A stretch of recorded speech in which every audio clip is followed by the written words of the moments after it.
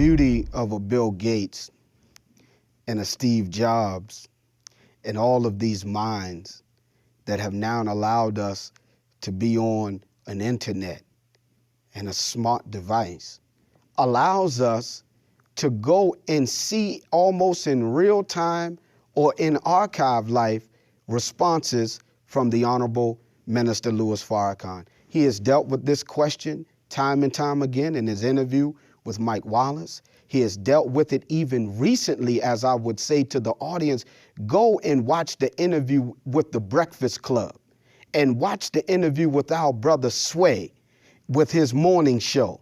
And the minister addressed those issues about himself and the Nation of Islam in regards to Malcolm X. But you know what, dear brother, historically speaking, I like what the minister said to probably one of your brothers and friends that you admire, Dr. Boyce Watkins. And in that episode, that came up. And the minister said this. He said, the Honorable Elijah Muhammad made Malcolm little, Malcolm big. So the fact that we're even talking about Malcolm X in 2015 is only because, really, honestly at the root, that Malcolm woke up to a message from another man. We wouldn't even be using the term X. That's not Malcolm's. That's Elijah Muhammad. The name Malik Shabazz was not something that he took for himself. That's the name Elijah Muhammad gave him. See, so these are things that we must consider, because Malcolm would always say, dear brother, how could you love the apple and then hate the tree that produced it? So Elijah's tree didn't just produce Malcolm. Elijah's tree produced Imam W.D. Muhammad, though he disagreed with his father. That tree produced Muhammad Ali, though he grew universal in his understanding of Islam. That tree, Elijah's tree, has produced Minister Farrakhan. These are all products and fruits.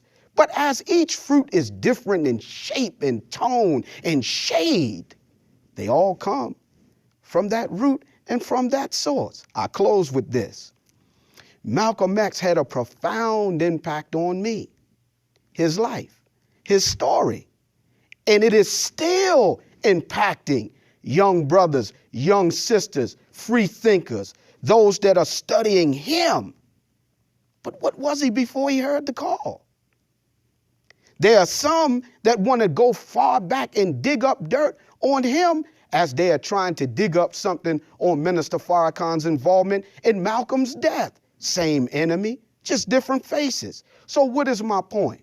If Malcolm from Elijah's tree is still impacting people's lives today, 50 years from that time, then imagine a man that called for 1 million men in 1995 and almost 2 million show up, and he's 82, still on the scene going hard. Then what do you think will be the impact of another student from Elijah's tree after he's gone? Since we see the effect of Elijah's student 50 years after he's gone.